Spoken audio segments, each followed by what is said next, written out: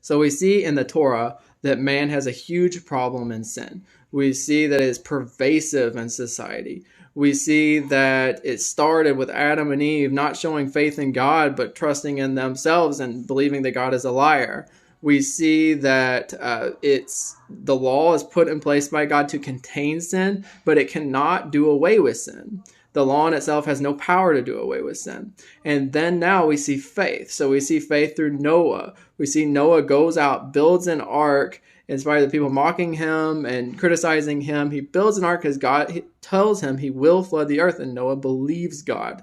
And so he acts and builds the ark. We see that Abraham believes God, trusts in him. God says, I will use you to rescue the whole world. I will make a great nation through your seed. And Abraham goes out believing God. We see this undoing of the sin of Adam and Eve through not trusting God and trusting in themselves. But we see that faith is not enough. We see Noah, after the whole event with the ark and after God did flood the world, like he said, we see Noah falling through drunkenness. We see Abraham sinning in his life by lying to the Pharaoh and kind of dishonoring God in that way. We see Moses, this man of God, falls away and isn't able to go in the promised land. So we see that God is pointing to something else that's needed. But this walk of faith is the way that humanity is meant to go.